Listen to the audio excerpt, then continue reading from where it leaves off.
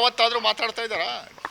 Electricity ಒಂದು ಯೂನಿಟ್ಗೆ 15 ಪೈಸೆ ಜಾಸ್ತಿ ಆಗಿದ್ದಕ್ಕೆ ಲಬ ಲಬ ಲಬ ಲಬ ಯಾರೋ ಅಶೋಕ್ ಅಂತೆ ಚಲವಾದಿ ನಾರಾಯಣ ಸ್ವಾಮಿ ಯಾರೋ ಬೆಂಗಳೂರು MP ಅವನೇ ಏನು ಲಬ್ಬ ಲಬ್ಬ ಲಬ್ಬ ಅಂತ ಬಾಯಿ ಬಡ್ಕೊಂಬಿಟ್ರು 15 ಪೈಸೆ ಜಾಸ್ತಿ ಮಾಡಿದ್ದಕ್ಕೆ. ಇವತ್ತು ಮಾತಾಡಲಿ, ಗ್ಯಾಸ್ ಜಾಸ್ತಿ ಆಗಿರುತ್ತೆ ಮಾತಾಡಲಿ.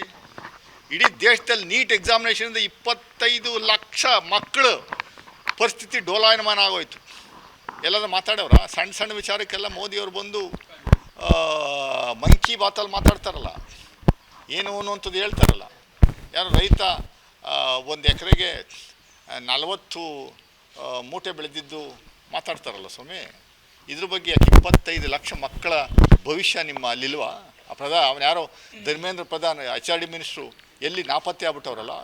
ಇದು ವ್ಯವಸ್ಥಿತವಾದಂಥ ಒಂದು ಮೋಸದ ಜಾಲ BJPಯವರು ಮಾಡ್ತಾವ್ರೆ. ಈಗೇನು CBIನವರು ಒಂದಷ್ಟು ಜನ ಹಿಡಿದವ್ರು, 4 ಜನ ಹಿಡಿದವ್ರಲ್ಲ, ಆ 4 ಜನನೂ BJP ಯುವ ಮುಖಂಡರು. BJPಯವರೇ ಇದು ವ್ಯವಸ್ಥೆ ಮಾಡ್ತಾರೆ. ಯಾಕೆಂದರೆ ಕೋಟಿಗಟ್ಟಲೆ ವ್ಯವಹಾರ ಅದು ನೀಟ್ ಎಕ್ಸಾಮಿನೇಷನ್ದು. ಬರೀ ಕೋಚಿಂಗ್ ಇನ್ಸ್ಟಿಟ್ಯೂಟ್ಗಳು ನಡೆಸ್ತಾ ಇರುವಂಥವೇ ಬಹುತೇಕ BJPಯವರೇ. ಅದ್ರ ವಹಿವಾಟನೇ ಒಂದು ವರ್ಷಕ್ಕೆ 2,500 ಕೋಟಿ, 2,500 ಕೋಟಿ ಕೋಚಿಂಗ್ದು. ಒಬ್ಬ ಹುಡುಗ ಒಂದು ನೀಟ್ ಎಕ್ಸಾಮಿನೇಷನ್ಗೆ 2 ತಿಂಗಳು ಕೋಚಿಂಗ್ ತಗೋತಾನೆ ಅಂದರೆ ನೀವು 1 ಲಕ್ಷ ರೂಪಾಯಿ ಕಟ್ಟಬೇಕು.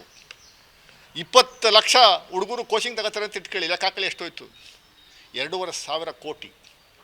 1,500,000 ಲಕ್ಷ MBBS ಸೀಟ್ ಇದ್ದಾವೆ ಇಡೀ ದೇಶದಲ್ಲಿ. ಅದರಲ್ಲಿ 60,000 ಸೀಟ್ಗಳು ಮ್ಯಾನೇಜ್ಮೆಂಟ್ ಕೋಟ. ಒಂದು MBBS ಸೀಟ್ಗೆ 2 ಕೋಟಿಯಿಂದ 7 ಕೋಟಿವರೆಗೂ ನಡೀತದೆ. 2 ಕೋಟಿಯಿಂದ ತಗೊಂಡು 60,000 ಸೀಟ್ಗೆ ಎಷ್ಟಾಯಿತು? 1,20,000 ಕೋಟಿ ಆಯಿತು. ಇದು ದೊಡ್ಡ ಜಾಲ.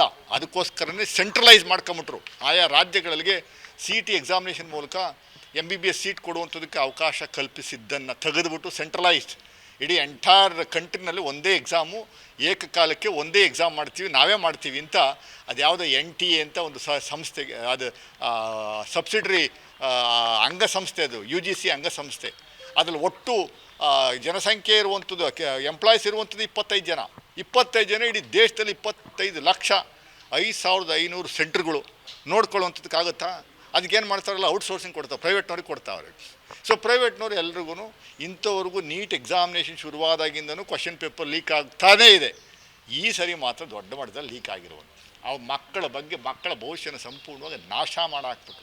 ಆ ಯುವಕರಿಗೆ ಅರ್ಥ ಮಾಡ್ಕೊಳ್ಳಿ. ಮೋದಿ ಮೋದಿ ಮೋದಿ ಅಂತ ಬಡ್ಕತ್ತಿದ್ರಲ್ಲ ಸ್ವಾಮಿ, ನಿಮ್ಮ ಜೀವನನೇ ಹಾಳ ಮಾಡ್ತಾ ಇರುವಂಥ ಒಂದು ವ್ಯವಸ್ಥೆ BJPಯವ್ರಿಗಿದೆ. ಆದ್ದರಿಂದ ಮುಂದಿನ ದಿನಗಳಲ್ಲಿ ಯೋಚನೆ ಮಾಡುವಂಥದ್ದಾಗಬೇಕು. ಕೊನೆಯದಾಗಿ